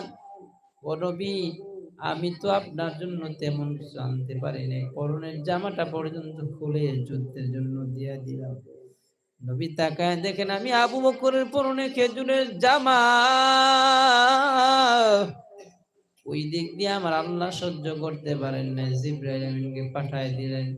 জিবরাইলের পরনেও খেজুরের জামা রয়েছে। জিবরাইল নবীর কাছে সালাম নিয়ে আসলেন। নবী বলেন, জিবরাইল কি ব্যাপার, তোমাকে আজকে অন্য পোশাকে কেন দেখা যাচ্ছে? জিবরাইল ডাক দেয়া কয়, নবী আপনি কি দেখেন না আপনার আবু বকরের পরনে খেজুরের জামা, আমার আল্লাহর কাছে তার এই পোশাকটা এত ভালো লাগছে, আমার আল্লাহ আসমানের সকল ফেরেশতাদেরকে আজকে এই পোশাকের রঙে রঙিন হতে বলেছে, এই পোশাকটা সবাইরে পড়তে বলেছে। পড়ি সুবহানাল্লাহ। ও নবী আপনি আবু বকরের সুসংবাদ জানা দেন, আল্লাহ দুনিয়ার কাউরে সালাম দেন নাই, একমাত্র পুরুষ হলেন আবু বকর, যারে আমার আম্মা নিজের পক্ষ থেকে সালাম জানিয়েছেন। আল্লাহু আকবার। আল্লাহর এই সালাম আমরা পেতে চাই কি চাই না? চাইনি? কারা কারা চাই? দুইটা হাত উঠান, হাত উঠান। চাইলে আবু বকরের মতো দান করতে হবে, রাজি আছেন তো ইনশাআল্লাহ? হাত নামান। এরপরে আমি দুইজনের কথা বলেছিলাম, আল্লাহ যাদেরকে সালাম দিয়েছেন, একজন হচ্ছেন আবু বকর পুরুষ, আরেকজন বাকি আছে, উনি হচ্ছেন মহিলা। উনি কি? মহিলা। আমার মা বোনেরা যারা শুনছেন, ওনারা কান ভালো করে মনোযোগ দিয়ে শুনবেন। বলছিলাম আল্লাহ দুইজনকে সালাম দিয়েছেন, দুই নাম্বার হচ্ছেন মহিলা। আম্মাজান খাদিজাতুল কুবরা রাদিয়াল্লাহু তাআলা আনহা যেমন একজন নারী ছিলেন, আমার আল্লাহ যারে নিজেই সালাম জানিয়েছে। কেমন সালাম! আমার আল্লাহ ওই খাদিজারে কেমন ভাবে সম্মানিত করেছেন। ওই খাদিজা ছিলেন সে যুগের বিশ্ব সুন্দরী। নবীর সাথে বিয়ে হওয়ার পরে আমার নবীরে ওই খাদিজাতুল কুবরা রাদিয়াল্লাহু তাআলা আনহা আমার নবীরে সমস্ত সম্পদগুলা দিয়া দিলেন, আর বললেন, ও নবী আমার, আপনি আমার এই সকল সম্পত্তিগুলো আল্লাহর দ্বীনের জন্য খরচ করুন। আমি খাদিজার সব সম্পত্তি আপনার কদমে হাদিয়া দিয়ে দিলাম। নবী শুধু আপনি আমার জন্য একটু মন খুলে দোয়া করে দিবেন। আমার নবী হেরা গুহায় থাকতেন, খাদিজা 3 বেলা গরম খাবার বানায় নিয়ে যাইতেন। একদিন আম্মাজান খাদিজা খাবার নিয়ে যাচ্ছেন, জিব্রাইল আমিন নবীজির সাথে বসা কথোপকথন করছেন, কথাবার্তা বলতেছেন, মারতেছেন। হঠাৎ করে জিব্রাইল ডাক দেয়া কই, নবী গো আমি আর থাকতে পারবো না। নবী ডাক দেয়া কই, জিব্রাইল কেন থাকবা না? বলে, নবী আপনার প্রিয়তমা খাদিজা আসতেছে। ও নবী এখানে আমার থাকার অধিকার নাই। তবে নবী যাবার বেলায় আমি আপনার একটা সুসংবাদ জানাই দিয়া যাই।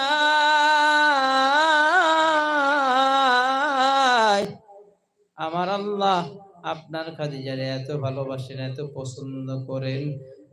দুনিয়ার আদম নবী থেকে নিয়ে আজ পর্যন্ত আল্লাহ দুনিয়ার কোন নারীর সালাম দেয় নাই। মা হাওয়া আলাইহাস সালাতু ওয়াস সালাম থেকে আজ পর্যন্ত আল্লাহ দুনিয়ার কোন নারীকে সালাম দেয় নাই। ও নবী আপনার খেদমত করার কারণে নিজের সকল সম্পদগুলোকে জান্নাতের দিকে, নিজের সকল সম্পদগুলোকে ও পয়গম্বর কোরআনের খেদমতে ব্যয় করার কারণে আমার আল্লাহ খাদিজারে তার কুদরতের পক্ষ থেকে সালাম জানিয়েছেন। সুবহানাল্লাহ। ও নবী খাদিজারে জানায় দিবেন আল্লাহ সালাম দিয়েছেন, আর আমি জিব্রাইল ও খাদিজারে একটা সালাম দিয়ে গেলাম। একথা বলে জিব্রাইল আমিন বিদায় হয়ে গেলেন। খাদিজাতুল কুবরা রাদিয়াল্লাহু তাআলা আনহা খাবার নিয়ে হাজির। নবী খাদিজারে দেখে আর মুস্কি মুস্কি হাসে। এই ভাইরা, যাদের ভাবি আছে, যাদের বউ আছে, মনোযোগ দিয়ে শুনেন। ভাবিদেরকে শুধু দমক দিয়েন না, শুধু মারধরি করিয়েন না, ভাবিদেরকে আদর করিয়েন। কারণ মহিলাদেরকে আল্লাহ আদর করতে বলছেন, মারতে বলেন নাই। খাদিজার দিকে তাকায় নবী মুস্কি হাসি দেন। খাদিজা খাবার উপস্থাপন করলেন, নবীর সামনে খাবার দিলেন। নবী নিজের হাতে খাবারটা খাইতে চাইলেন। খাদিজা বললেন, না নবী না, আমি খাদিজা যতদিন থাকবো আপনি নিজের হাতে খাওয়া লাগবে না। আমি খাদিজা নিজের হাতে আপনি নবীকে, আপনি আমার স্বামীকে তুলে খাইয়ে দিব। সুবহানাল্লাহ।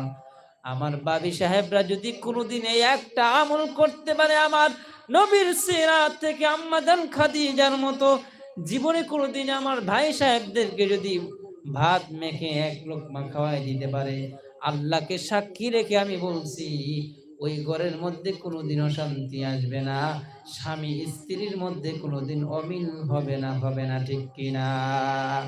আবার আমার ভাই যারা বিয়ে করেছেন, মাঝে মধ্যে ভাবিদেরকে দমক দেন, তরকারির মধ্যে লবণ না হইলে এটা সেটা বলেন।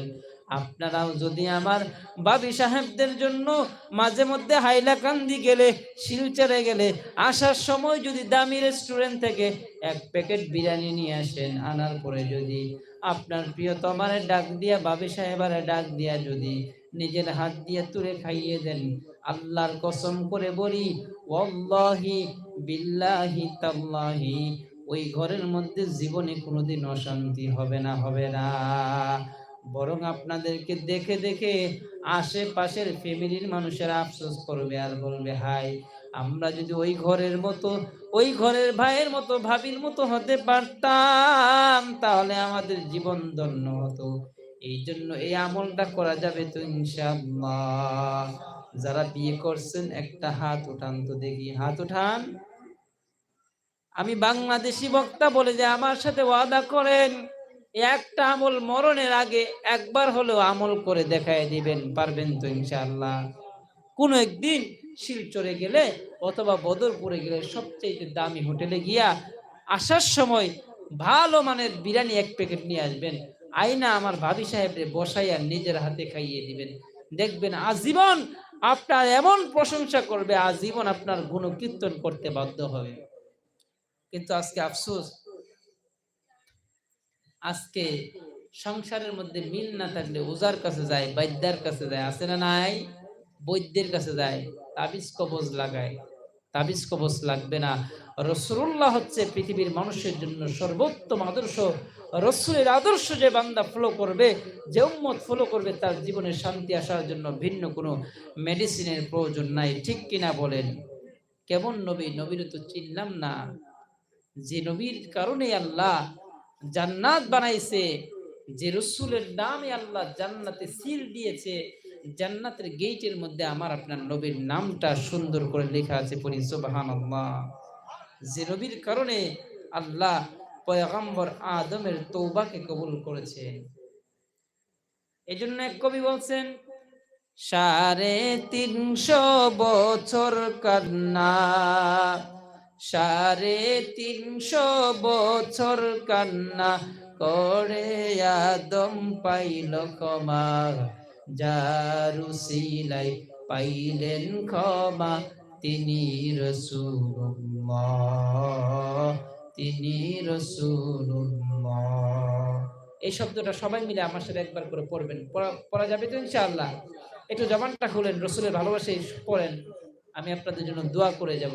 বলেন, তিনি রাসূলুল্লাহ, তিনি রাসূল। তাল মিলায়, হ্যাঁ। যার শরীরের ঘাম জমাইয়া,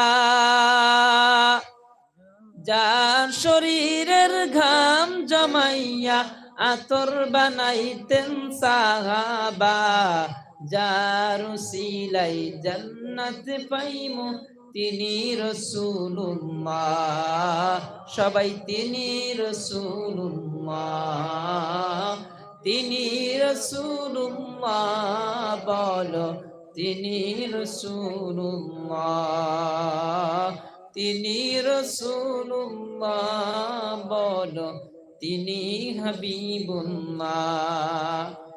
যারে খুশি করতে আল্লাহ, যারে খুশি করতে আল্লাহ উম্মত সকল করবে ক্ষমা, আসমান জমিন সবই বানালেন, আসমান জমিন সবই বানালেন উসিলা রাসূলুল্লাহ, তিনি রাসূল,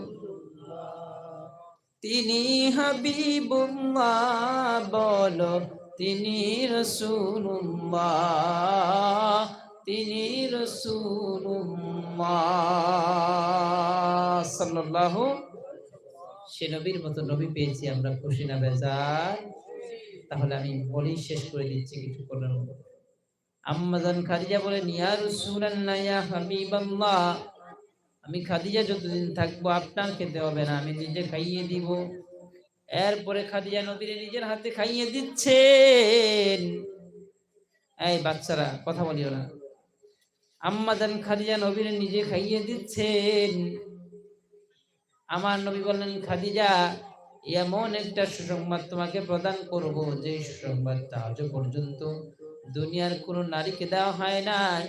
কি সুসংবাদ ইয়া রাসূলুল্লাহ? কি সুসংবাদ? বলে, খাদিজা,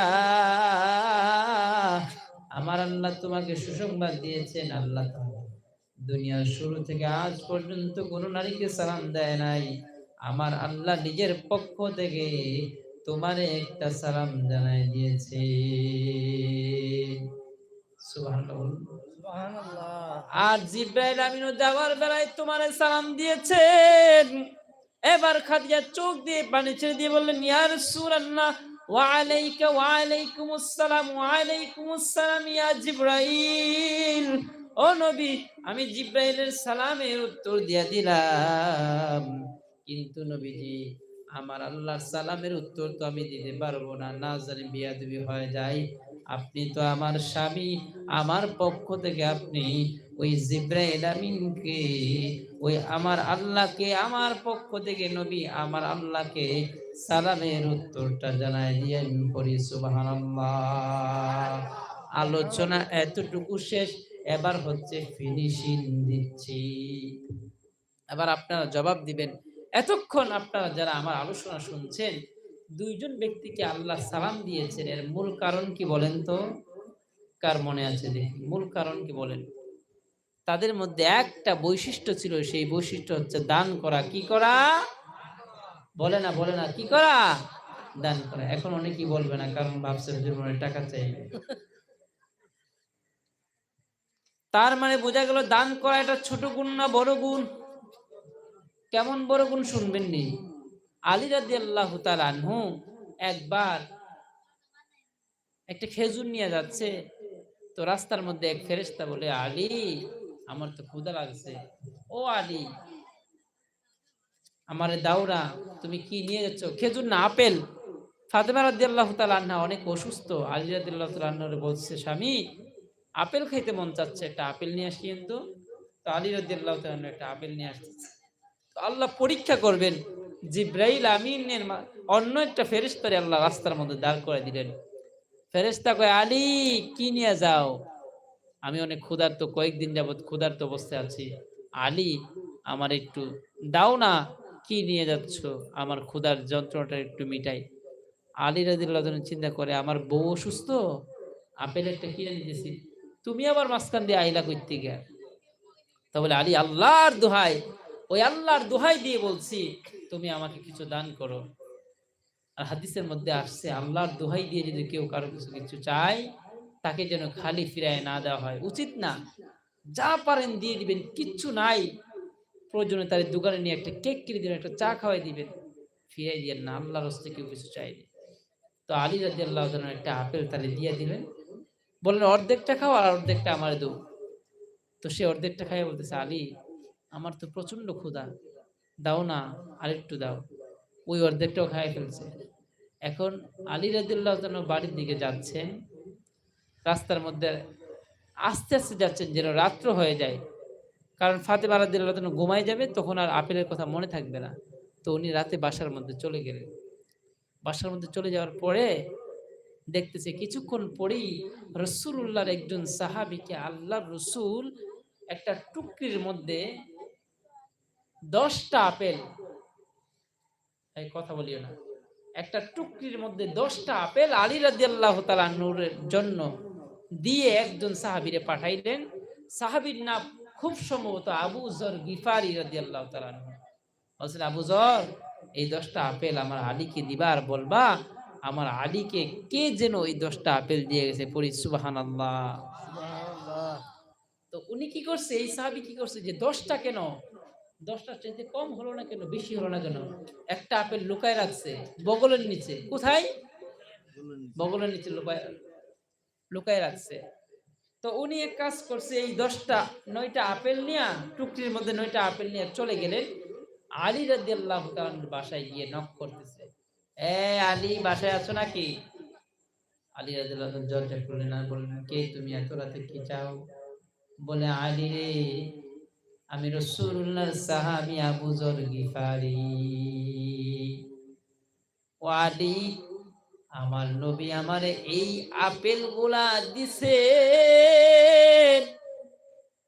আর আমার নবী বলেছেন তোমাকে কে যেন দিয়ে গিয়েছে এটা বলার জন্য আর তোমার ঘরে পৌঁছায় দেওয়ার জন্য। আমার নবীর সাহাবী আবু যর আল গিফারি রাদিয়াল্লাহু তাআলা আনহু আলী রাদিয়াল্লাহু তাআলা আনহুর কাছে আপেলের টুকরিটা দিলেন। আলী রাদিয়াল্লাহু তাআলা আনহু গুনে গুনে দেখতেছে, 1 2 3 4 5 6 7 8 9, আরেকটা পাওয়া যাচ্ছে না। বলেন না, আবু যর এটা আমি আলীর জন্য না, এটা মনে অন্য কারোর জন্য। বলেন না, আপনার না, আমি বলেছেন আর বলছেন আপনাকে দেওয়ার জন্য। বলেন না, যদি আমারই হইতো তাহলে আরেকটা আপেল কোথায়? এবার আবু যর বগলের নিচ থেকে আপেল একটা বের করে দিয়া কয়, আলী এই তো একটা আপেল, আমি একটা আপেল লুকায় রাখছি এই জন্য যে এই 10টা আপেলের রহস্য কি? আলী ডাক দিয়া কয়, আমার আল্লাহ কোরআনে বলছেন প্রত্যেকটা নেকের বিনিময়ে 10টা করে দেওয়া হবে। কয়টা? 1000 টাকা যদি আল্লাহর করে, আল্লাহর নবীর মাদ্রাসায় কেউ দান করে, আল্লাহ তারে 10,000 টাকার মালিক বানাই দিবে। এটা কোরআন সাক্ষী, কোরআন বলে। আলী কয় আমি একটা আপেল দান করছি, 9টা তো পাবো না, পাইলে তো 10টা পাবো, আর একটা কোথায় বলো? সুবহানাল্লাহ। এই জন্য বাবার আমার ভাইরা, আসলে আমি আপনাদেরকে আসলে যা বোঝানোর উদ্দেশ্য ছিল, জান্নাতের কথা আপনাদেরকে শোনালাম। আর রাসূলুল্লাহ 10 জন সাহাবীর নাম ধরে বলেছেন, এই 10 জন সাহাবী জান্নাতি। আমি মুসাফির মানুষ, চলমান মুসাফির, আমি শুধু মুসাফির না, চলমান মুসাফির। আজকে আপনাদের এখানে আছি, কালকে এমন হতে পারে কালকে বা পরশু আমি আবার গৌহাটিতে চলে যাব, আমার গৌহাটিতে প্রোগ্রাম আছে। তো বিষয়টা হচ্ছে আমি চলমান মুসাফির, তাও দ্বীনের কাজে সফর করতে আসছি। আল্লাহ নবী বলেন 3 ব্যক্তির দোয়াকে আল্লাহ কবুল করেন, এরা দোয়া করলে আল্লাহ এদের দোয়াকে ফিরায় দেন না। 1 নম্বর হচ্ছে মুসাফির, 2 নম্বর হচ্ছে মা বাবা, 3 নম্বর জালিমের বিরুদ্ধে মাজলুমের বদদোয়া। তো আমি 1 নম্বর কাতারে আছি, আমি হচ্ছে মুসাফির মানুষ। আপনারা 10 জন মানুষ দাঁড়াবেন, হাত উঠাবেন, আমি সংখ্যা বলবো না, নিজের সাধ্য মতো বলবেন। আমার রাসূল 10 জন সাহাবীর নাম ধরে বলছে, আল্লাহ নবীরে বলছে, নবী এই 10 জন সাহাবীরে আপনি বলে দেন এরা জান্নাতি। আবু বকর ফিল জান্নাহ, ওমর ফিল জান্নাহ, উসমান ফিল জান্নাহ, আলীউন ফিল জান্নাহ, তালহা ফিল জান্নাহ। আমার রাসূল আব্দুর রহমান বিন জান্নাহ, আমার রাসূল সাল্লাল্লাহু আলাইহি ওয়াসাল্লাম 10 জন সাহাবীর নাম ধরে বললেন। আমার এই 10 জন সাহাবী দুনিয়ায় থাকতে আল্লাহর জান্নাতের সার্টিফিকেট পেয়েছেন, পড়ি সুবহানাল্লাহ। এই জন্য আজকে আমরা জান্নাতের বয়ান শোনার পরে আমাদের মনটা যদি গলে থাকে, আমি মুসাফির মানুষের কথাগুলো যদি আপনাদের হৃদয়ে অ্যাটাক করে থাকে, হৃদয়ে গিয়ে থাকে, আপনারা যদি বুঝে থাকেন, আমি 10 জন ব্যক্তি চাইবো। 1 নম্বরে একজন ব্যক্তি দাঁড়িয়ে বলবেন, হুজুর আমি রসুলের সাহাবী আবু বকরকে মহাব্বত করে আল্লাহর নবীর বাগান এই মাদ্রাসার মধ্যে 1000 টাকা দিব। কে আছেন ভাই? আমি মুসাফির, আপনার নাম ধরে মা বাবার নাম ধরে দোয়া করে যাব, কে আছেন? একজন বলেন। 10 জন চাইবো আমি। প্রথম জন বলছে 1000, 4 জন বলবো, প্রথম জনেরটা বলছে 1000, এরপরে আর 1000 বলবো না, যে যার মতো করে দান করবেন।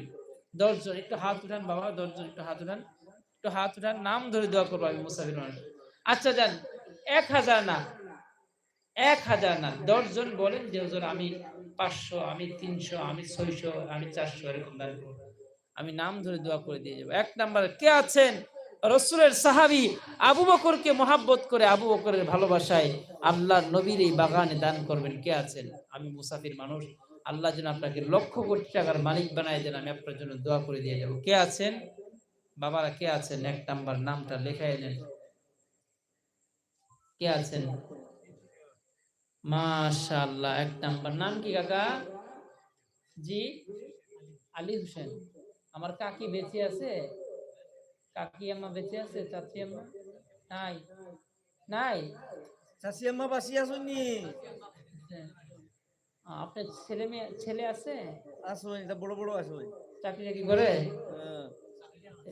চাকরি নাই, চাকরি নাই, জিসিবি চালাইন, ড্রাইভার আসুন, ও, বড় বড় গাড়ি চালায়। কাকা আপনি বলিয়েন যে আমি বাংলাদেশি হুজুর রিকোয়েস্ট করছি, আর 200 টাকা বাড়ায় দেবেন নাকি? প্রথম নামটা আমি আপনার নামটা বড় করে দোয়া করে দিয়ে যাব। আলহামদুলিল্লাহ। এই ওই নামটা লেখেন। কাকার নাম কি? আলী। আলী হোসেন। বাকি 9 জন রেডি থাকেন। আমি বলবো যে জনাব আলী হোসেন 500 টাকা, আপনারা বলবেন কি মারহাবা। মারহাবা বলা যাবে ইনশাআল্লাহ? টাকা দিতে হইব, নাইলে কথা কই দিব, দুটো একটা করতে হবে, আর না হলে আউট। ঠিক আছে? আমি লাস্টে গজল শোনাবো, সত্যি করে সুন্দর সুন্দর কয়েকটা গজল শোনাবো। আমাদের এক একটা গজল শুনে মানুষ 5,000-6,000 টাকা হাদিয়া দেয়, শুধু মুঠে মুসাফা করে 500, 100, 200 করে, বুঝছেন? কত জায়গা থেকে যে স্টেজ থেকে মানে হাজার হাজার টাকা হাদিয়া পাইছি বলার বাইরে। আপনাদের এদিকে যেটা নাই, আপনাদেরকে আমরা ফ্রিতে শোনাই দিয়ে যাবো ইনশাআল্লাহ। হ্যাঁ? আয় আল্লাহ, দিনাজপুর হুসাইনিয়া বানাত মাদ্রাসার উন্নতি কল্পে আয় আল্লাহ আপনার প্রিয় বান্দা জনাব আলী হোসেন সাহেব, তোমার নবীর সাহাবী আবু বকরের ভালোবাসায় আবু বকরের সাথে জান্নাতে যাওয়ার জন্য 500 টাকা দান করেছে। মারহাবা, একসাথে 500 টাকা। আয় আল্লাহ আপনার প্রিয় বান্দার দানকে কবুল মঞ্জুর করেন, দানের খবর সোনার মদিনায় পৌঁছায় দেন। আয় আল্লাহ দানকে উসিলা করে দুনিয়াতে বানায়েন ধনী, পরকালে পান করায়েন আল্লাহ হাউজে কাউসারের পানি। এই ভাই পরে গজল শোনাবো, আলাদা গজল বলবো ইনশাআল্লাহ। বন্ধ করিয়েন না, গজল বলবো ইনশাআল্লাহ। সুন্দর গজল আমার তাশরিফ বন্ধু যেটা বলে ওইটা বলবো। তাশরিফের ছবি দিয়ে আমার ছবি দিয়ে ইউটিউবে ছেড়ে দিবেন যে তাশরিফের বন্ধু। জি, 2 নম্বরে কে আছেন? নবীর সাহাবী হযরতে আবু বকরের পরের নামটা কার? ওমরের। জি, ওমরের ব্যাপারে নবী বলছেন, ওমর ফিল জান্নাহ, আমার পরে যদি নবী হতো কেউ সে হতো হযরতে ওমর। সুবহানাল্লাহ। ঠিক আছে, নাম কি? ফয়জুল ইসলাম, হোসেন ফয়জুল হোসেন সাহেব। একটু বাড়ায় বাড়ায় দিয়ে না, আপনাদের জন্য জান্নাতের দোয়া করে দিয়ে দেবো। জান্নাত কিনলে কি এত কম দামে কিনা যায়? 1,40,000 প্লেট নাস্তা করাইবো 200 দিয়ে দেয়। হ্যাঁ, মাছের না না না, লজ্জার কারণ না, উনি তো দিছে এটা বিষয়। মাছের কলিজা দিয়ে নাস্তা করে 200 দিয়ে দেয়। বাজারে 200 টাকাতে কি পাওয়া যায়? আমার বাংলাদেশে যাইবেন গরুর গোশত 1000 টাকা কেজি, আমার ব্রাহ্মণবাড়িয়াতে 950 টাকা কেজি, যেখানে আমার বাড়ি। কল্পনা করতে পারেন 950 টাকা, গরু 1000 টাকা আমার দেশে কিছুই না। হ্যাঁ, এই জন্য এত কমে জান্নাতের খাবার খাইতে চাইেন না। জান্নাতের প্লেট গুলা হবে খাবারের, জান্নাতের একটা ইট হবে স্বর্ণের, আরেকটা ইট হবে রূপার। এই জন্য এত কম দিয়ে নাই, একটু বেশি করে দান করবেন ইনশাআল্লাহ। এরপরে যারা আছেন বেশি করে বলবেন। নাম কি যেন আপনার? ফয়জুল হোসেন। আয় আল্লাহ, আপনার প্রিয় বান্দা জনাব ফয়জুল হোসেন সাহেব রাসূলের সাহাবী ওমর রাদিয়াল্লাহু তাআলা আনহুর ভালোবাসায় আশরাতুল মুবাশশারাতের খাতারে নাম লেখানোর জন্য 200 টাকা। আয় আল্লাহ, ওনার দানকে কবুল মঞ্জুর করেন, দানের খবর সোনার মদিনায় পৌঁছায় দেন। আয় আল্লাহ, দানকে উসরা করে দুনিয়াতে বানায়েন ধনী, পরকালে পান করায়েন আল্লাহ হাউজে কাউসারের পানি। কেউ বাকি থাকবেন না, সবাই নাম লিখে দেবেন। আমি আপনাদের জন্য আল্লাহ, আমি ভাবছি এটা বিশাল বড় প্রোগ্রাম মনে হয়, যতগুলো বক্তার নাম দেখছি মনে করছি যে বিশাল বড় প্রোগ্রাম। এই জন্য এই টিকিটটা 8,500 টাকা লাগবে, 8,500 টাকা শুধু বিমানবন্দরে আমাকে পে করতে হয়েছে। তারপরে 10 টাকা বেশি দিয়ে আসছে, ওদের কাছে বলে বাংতি নেয়। অথচ এই টিকিটটার দাম 3 থেকে 3,500 টাকা, কিন্তু আমি ইমার্জেন্সি কাটছি যে এই জন্য। আমি ভাবছি আমি যদি না যাই মাদ্রাসার মুফতাহিম সাহেবের বদনাম হয়ে যাবে, উনি আমার নামে প্রচারণা করছে, মানুষ আমাকে আমার নাম শুনে আসবে, হাই মানুষেরা আমাকেও বলবে বাংলাদেশি বক্তারা প্রতারক, হুজুরকেও বদনাম করবে। এই জন্য আমি আসছি। আপনারা যদি মসজিদের জন্য এত কম দেন, আমি তো ভাবছি যে 30,000 টাকা উঠাই দিয়ে যাবো।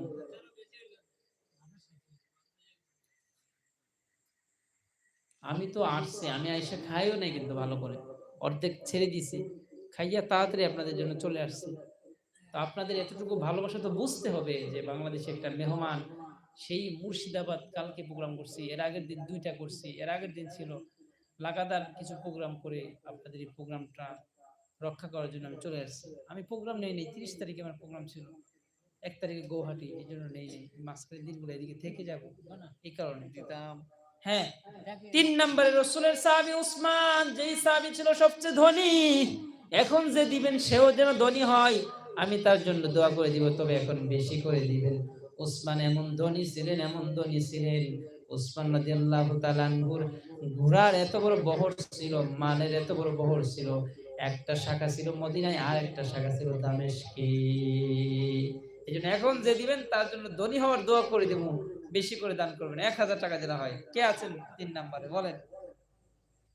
দেন দেন, কে আছেন? আয় আল্লাহ, আপনার বান্দাদের মনকে নরম করে দেন, জান্নাতে যাওয়ার আগ্রহ তৈরি করে দেন। আপনি দিবেন তো? 200 টাকা আমার মা বাবার লাগিয়া, আচ্ছা, 300 টাকা আপনার লেগে। আমার ছেলে মেয়ে, ছেলে 2জন 3জন আছে বিদেশ। আচ্ছা, মাশাআল্লাহ। 500 তেল তো মিলাই তো 100 500 সিরাজউদ্দিন।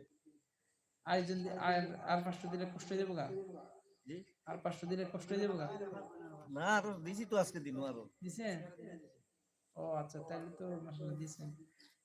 আচ্ছা, আপনার নামটা বলবেন? সিরাজউদ্দিন। মাশাআল্লাহ, জনাব সিরাজউদ্দিন সাহেব, মা বাবা এবং 3 সন্তানের নামে 500 টাকা। আয় আল্লাহ, আপনার প্রিয় বান্দা জনাব সিরাজউদ্দিন সাহেব আমি বাংলাদেশি মুসাফিরের হাতে 500 টাকা দান করেছে। মা বাবা মৃত্যুবরণ করছে না, মা বাবার কবরকে জান্নাতের বাগান বানায় দেন, ছেলে 3 জন বিদেশ থাকে, আল্লাহ 3 জন ছেলেকে আল্লাহ কামাই রুজি রোজগারের মধ্যে বরকত দান করেন, হায়াত রিজিকের মধ্যে বারাকা দান করেন, দুশমনের থেকে হেফাজত করেন আল্লাহ, কামাই রুজিতে বরকত দান করেন, চাকরির মধ্যে উন্নতি দান করেন, বিদেশের বাড়িতে কাজ শেষ হওয়ার পরে আল্লাহ সহি সালামতে আবার দেশে পৌঁছায় দিন। এই শেষ করে দিব 5 মিনিট। 4 নাম্বার কে আছেন? যতটুকু পারেন 200 300 500 কে আছেন ভাই? 10 জন ব্যক্তি যেন আমি পাই। 10 জন পূরণ হইতে যদি একজন বাকি থাকে তাহলে ওই একজন হবো আমি ইনশাআল্লাহ। হয়েছে 3 জন।